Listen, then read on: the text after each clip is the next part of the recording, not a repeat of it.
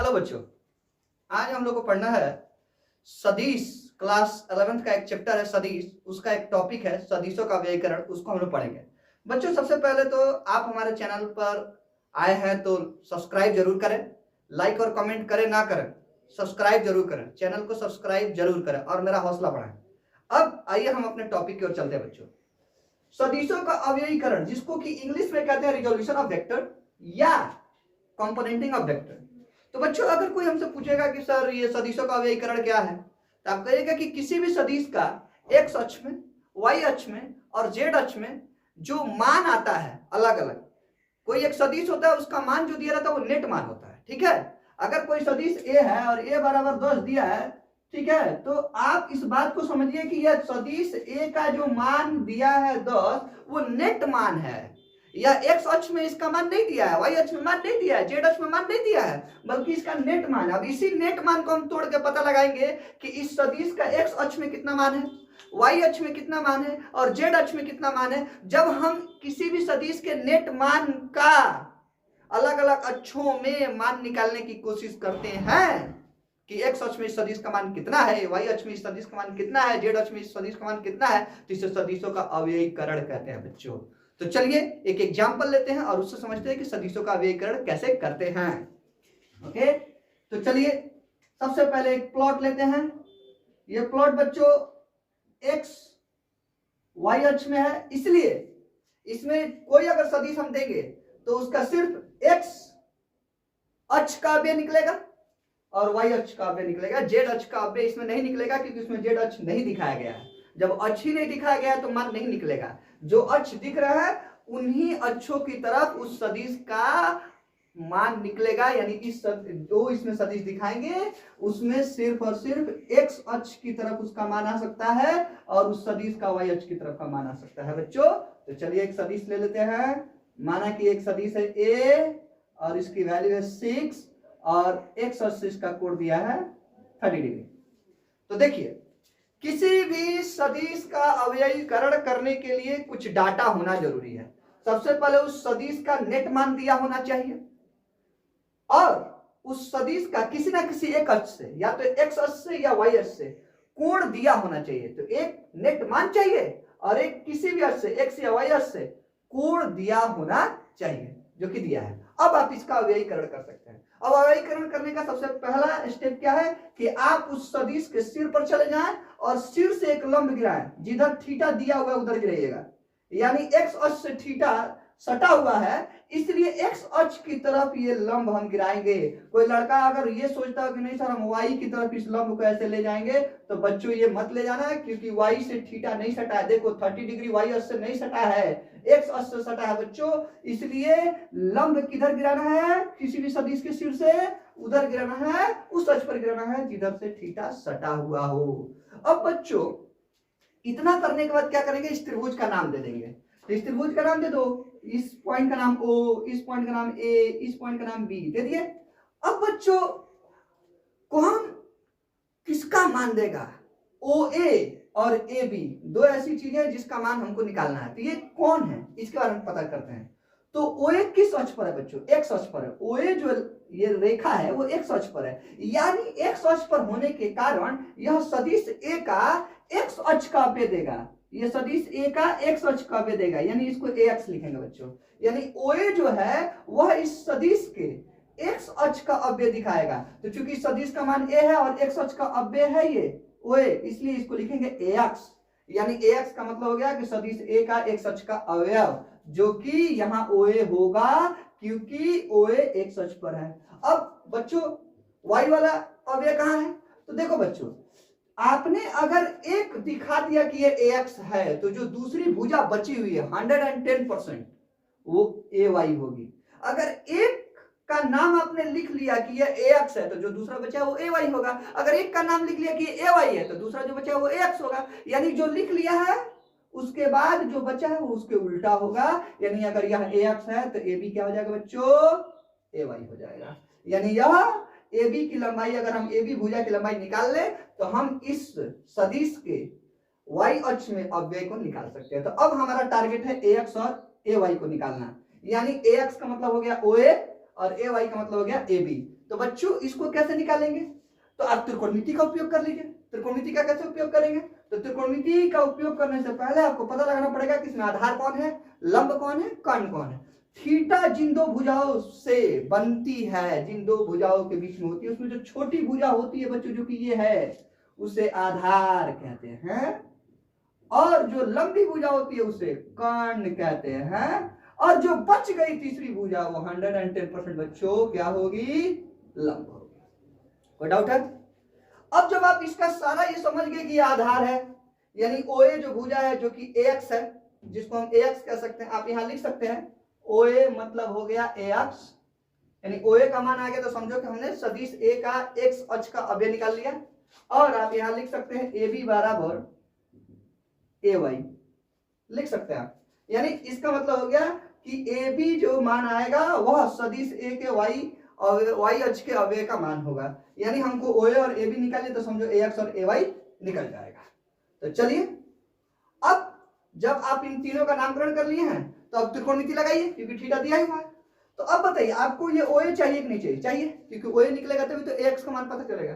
तो OA चाहिए, जो चाहिए सबसे पहले वो लिखिए, जो चाहिए सबसे पहले वो लिखिए। और जो दिया है इन तीनों में देखो तो किसका मान दिया है?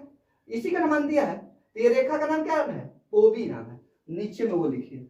तो देखिए बच्चों बहुत सिंपल है, जो चाहिए हमको OA चाहिए, क्योंकि OA इसलिए चाहिए क्योंकि OA का मतलब होता है AX, यानी A सदिश के X अक्ष का मान हमको ये चाहिए।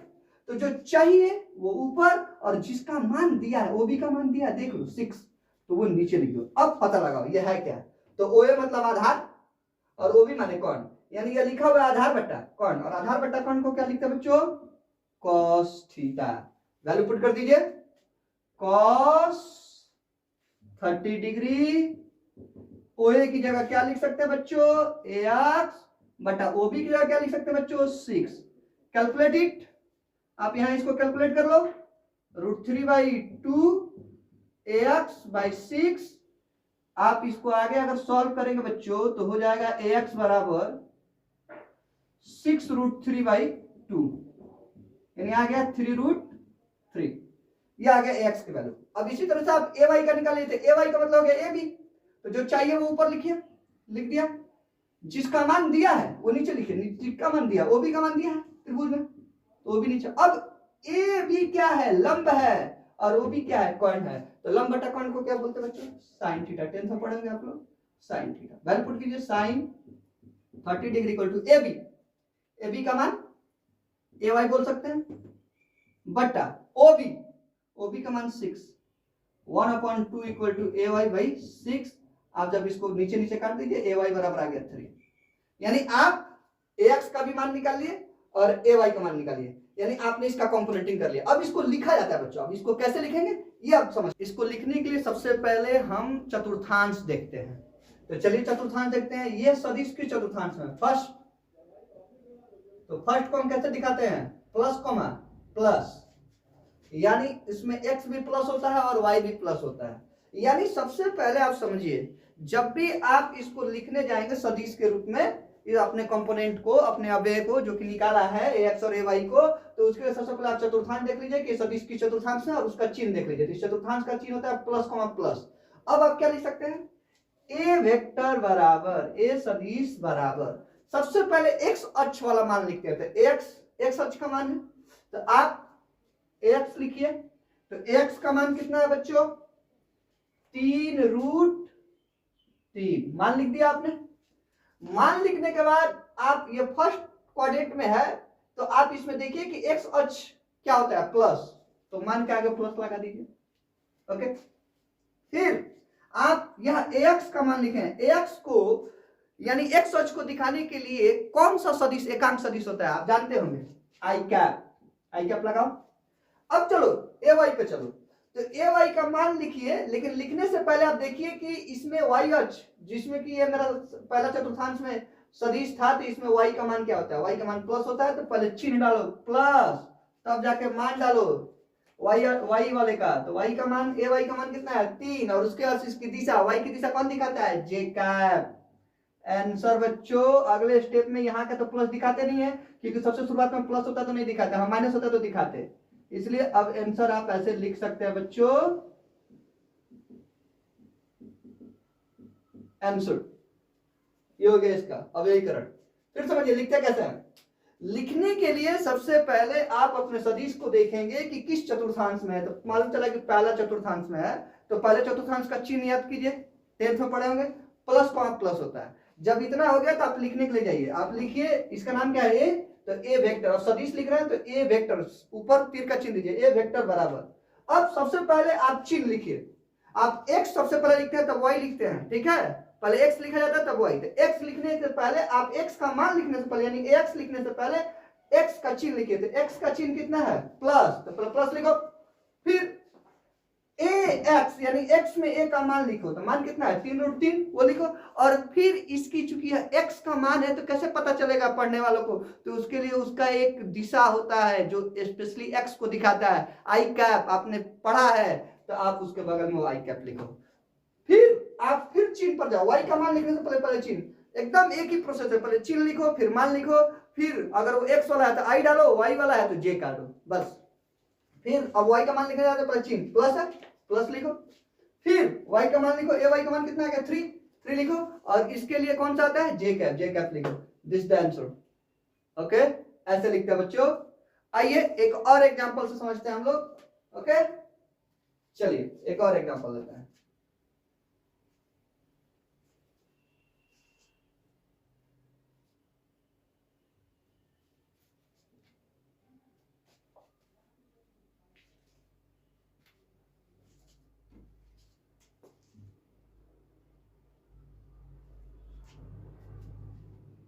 मान लीजिए यह एक सदिश है, इसका नाम बी है, बी बराबर मान लीजिए आपको 8 दिया हुआ है, सदिश का मान 8 दिया हुआ है, और इस बार थीटा वाई एस से दिया हुआ है, थीटा बराबर दे दिया बच्चों 60 डिग्री। ओके, ये आपको दे दिया। अब ये एक्स है और ये आपका वाई है। ओके, इस बार आपका कोण वाई एस से दिया, तो मैंने सबसे पहला स्टेप क्या बताया था, मैंने बताया था कि आप अपने दिए गए सदिश के सिर पर चले जाइए और वहां से एक लंब गिराइए, लेकिन लंब उधर गिराइएगा जिधर कोण दिया हो। तो कोण वाई एस से दिया तो वाई एस की तरफ लंब गिराइएगा, अब एक्स अक्ष की तरफ मत गिराइएगा। ओके, इसके बाद इस त्रिभुज का नाम दे दीजिए ओ ए बी, दीजिए नाम हो गया। अब पता लगाओ कि कौन वाला इस सदिश बी का y अव्यय का मान देगा और कौन x अव्यय का मान देगा। तो सबसे पहले पता लगाओ कि कौन सी ऐसी रेखा है जो सीधे अक्ष पर है। तो अक्ष पर कौन सी रेखा है, ओए अक्ष पर रेखा, ए भी अक्ष पर है नहीं है, ओ भी अक्ष पर है नहीं है, ओए अक्ष पर है। कौन सा अक्ष पर है वो देख लो बस, ओए कौन सा अक्ष पर है, वाई अक्ष पर, यानी यह जो मान देगा वो वाई अक्ष का देगा, यानी वाई अक्ष का अव्यय देगा बच्चों। तो नाम क्या है, बी है। तो अब ए वाई मत लिख देना, जो सदिश का नाम रहेगा वो लिखना, बी नाम है तो बी लिखना, और चूंकि ओए किस अक्ष पर है, वाई अक्ष पर है, तो यह वाला ओए इस बार बी वाई का मान देगा।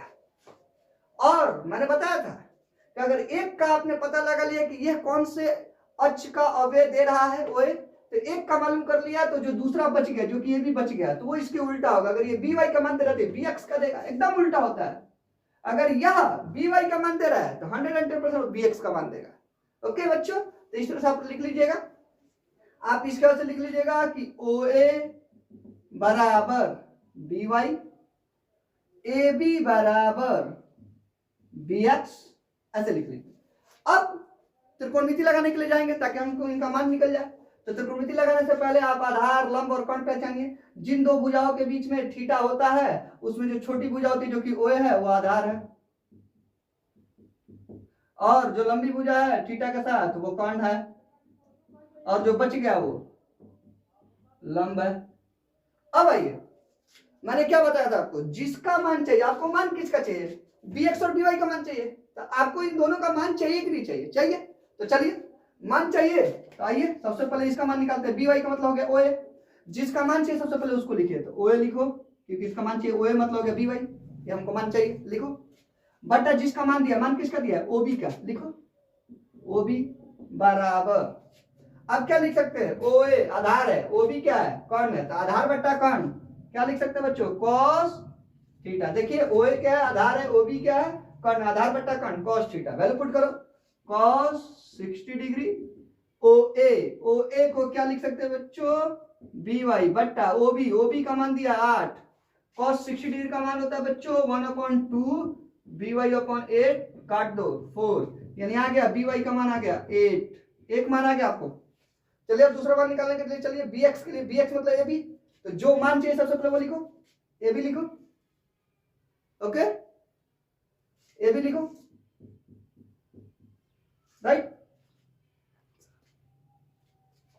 ए बी बट्टा आप जिसका मान दिया वो लिखो ओ बी बराबर, अब ये ए बी क्या है, लंब है, और ओ बी क्या है, कौन है, तो लंब बटा कौन क्या लिख सकते हो, साइन थीटा है। ए बी की जगह क्या लिख सकते हो बच्चों, बी एक्स, ओ बी की जगह क्या लिख सकते हो, मान दिया 8 साइन 60 डिग्री। अब यहां कैलकुलेट कर लो, बी एक्स बाई 8 साइन 60 √3/2, नीचे से नीचे काट दो, बी एक्स इक्वल टू आ गया 4√3।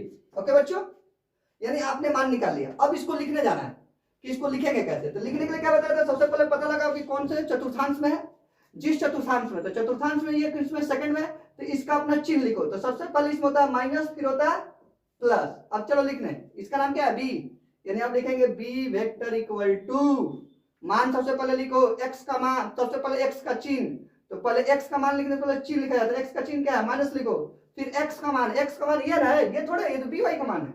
यहां पे आप, यहां पर आप लिखेंगे bx, तो bx का मान देखिए वो वाला, ये नहीं है बी वाई का मान है, bx का मान लिखिए, तो bx का मान क्या है 4√3 बच्चों, और उसके बाद से x के लिए कौन सा था i कैप, फिर आप y का मान लिखने से पहले एकदम सीक्वेंस समझिए, पहले चिन्ह लिखना जाता है, तो चिन्ह यहां था प्लस, फिर मान लिखो बी वाई का मान क्या है 4, और उसके बाद से उसकी दिशा के लिए कौन सा होता है जे कैप, आंसर।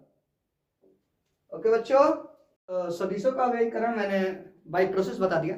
अब एक ट्रिक से देखते हैं, सदिशों का व्ययीकरण बाय ट्रिक बहुत जल्दी बन जाता है, तो एक वैसे भी देख लेते हैं। मान लीजिए यह एक कोई सदिश दिया है, इसका नाम है सी बराबर दिया 16, और थीटा यहां दिया हुआ है, थीटा बराबर दिया है बच्चों आपको 30 डिग्री। ओके, अब देख लीजिए इसको बाय ट्रिक कैसे बनाएंगे। हमको क्या चाहिए, हमको सी का एक x अव्यय का मान चाहिए, एक y अव्यय का, क्योंकि यह जो ग्राफ है वो x और y में है, तो x अव्यय का मान आएगा एक y अव्यय का, यानी एक आएगा cx और एक आएगा cy। अब बाय ट्रिक में क्या होता है कि आप देखिए कि थीटा किधर से सटा है, किधर से सटा है बच्चों, तो थीटा y पर सटा है, देखो y अक्ष पर थीटा सटा है, जिधर थीटा सटा है उधर cos थीटा में आंसर आता है, और जहां से थीटा नहीं सटा है वहां sin थीटा में आंसर आता है। देखो थीटा x अक्ष से इस बार नहीं सटा है, थीटा y अक्ष से सटा है और x अक्ष से हटा है, जहां सटा है वहां cos थीटा और जहां हटा है वहां sin थीटा का उपयोग होता है बच्चों।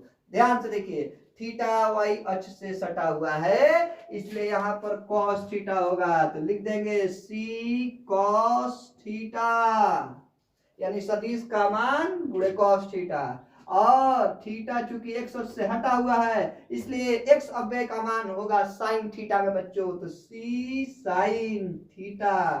ध्यान से समझिए, जिधर से थीटा सटा है वहां पर cos थीटा लिखते हैं, और जिधर से थीटा हटा है उधर sin थीटा लिखते हैं। तो अगर इस c सदिश का x अव्यय चाहिए तो x पर थीटा देखिए सटा है कि हटा है, सटा नहीं है हटा है, तो हटा है तो sin थीटा लिखेंगे, लिख देंगे c sin थीटा।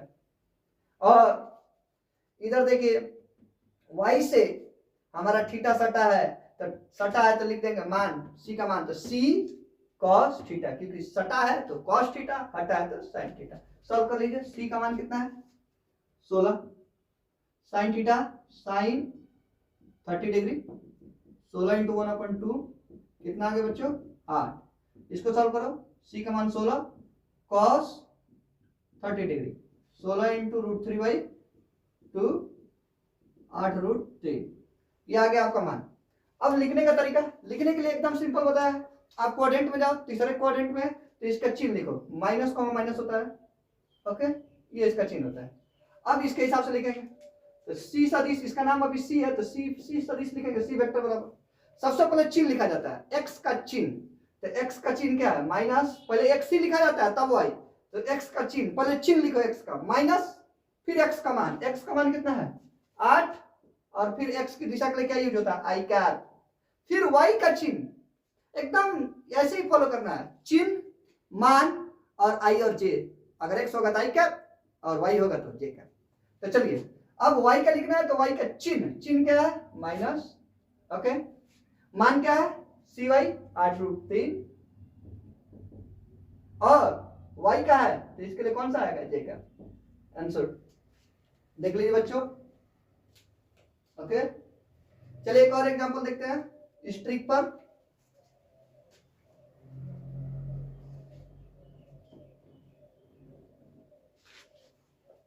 बच्चों मान लीजिए आपको एक दिया है थीटा बराबर 60 डिग्री, ये आपका हो गया बच्चों एक्स अक्ष, ये आपका हो गया वाई अक्ष, ओके, और ये आपका एक सदिश है, इसका मान लीजिए एफ है, एफ सदिश का नाम है एफ, और इसका मान लीजिए 20 है, ठीक है। अब आपको इसका क्या करना है, अव्ययीकरण करना है, ट्रिक से करना है। तो ट्रिक क्या कहती है कि देखो थीटा किधर सटा है, तो पहले तो आप यहां पे लिख लो एफ एक्स बराबर एफ वाई बराबर, अब देखो एफ एक्स के लिए क्या लिखेंगे, तो पहले थीटा देखो सटा है क्या हटा है, तो एक्स अक्ष से थीटा सटा है, एक्स अक्ष पर इस बार थीटा सटा है, तो थीटा सटा है तो हो जाएगा एफ कॉस थीटा, यानी अगर थीटा सटा है तो कॉस थीटा आएगा, और थीटा हटा है तो साइन थीटा आएगा। यानी इस बार एक्स अक्ष से आपका थीटा क्या है सटा हुआ है, देखिए सटा हुआ थीटा सटा है एक्स अक्ष से, तो एक्स अक्ष से सटा है तो लिख देंगे एक्स अक्ष से सटा तो एफ एक्स बराबर हो जाएगा, यानी एक्स अक्ष में मान इस पर cos थीटा देगा, जिससे सटा रहेगा वहां cos थीटा लेंगे, तो एक्स अक्ष में सटा है तो cos theta, okay, F cos theta, okay, F Y, तब वाई में जाओ चेक करो थीटा के बराबर, तो वाई में जाकर वाई अक्ष पर थीटा चेक कर रहे हैं, तो थीटा इस बार सटा नहीं है वाई से कहीं थीटा नहीं सटा है, थीटा इस बार नहीं सटा है, तो अगर नहीं सटा है हटा है एकदम बिल्कुल दूर है, हटा हुआ है, सटा नहीं है हटा है, तो साइन थीटा लिखते हैं, तो लिख देंगे मान यानी एफ साइन थीटा। अब एफ कॉस थीटा, एफ का मान 20 कॉस 60, 20 इंटू 1/2 10, यहां हो जाएगा बच्चों 20 साइन 60, 20√3/2 10√3, देखिए अब मान आ गया, सटा और हटा देख लीजिए बस, जिधर सटा है ओके उधर cos थीटा लगा देना, जो भी नाम दिया होगा एफ दिया तो एफ cos थीटा लिख लीजिएगा, डी दिया तो डी cos थीटा, ए दिया तो ए cos थीटा लिख लीजिएगा, और जिधर से हटा है जिस अक्ष से हटा है उधर sin थीटा लिख लेना, नाम जो भी दिया हो अगर बी दिया तो बी sin थीटा लिख लेना, हटा है तो ये सब देख लेना, मान निकल गया। नाम कैसे लिखेंगे, तो एफ वेक्टर इक्वल टू, पहले इसका देखो चौथे चतुर्थांश है तो इसका चिन्ह पहले करो, तो चिन्ह इसका होता है प्लस माइनस, अब सबसे पहले चिन्ह लिखा जाता है एक्स का, तो एक्स का चिन्ह क्या है प्लस है, प्लस लिखो, फिर मान एक्स का मान कितना है 10, फिर एक्स के लिए कौन सा होता है आई का, फिर वाई का चिन्ह, अब वाई पे आएंगे तो वाई का चिन्ह क्या है माइनस, मान क्या है 10√3, और वाई के लिए कौन सी होता है, कौन सदिश होता है एकांक सदिश जे का, प्लस तो आगे लिखते नहीं है शुरुआती,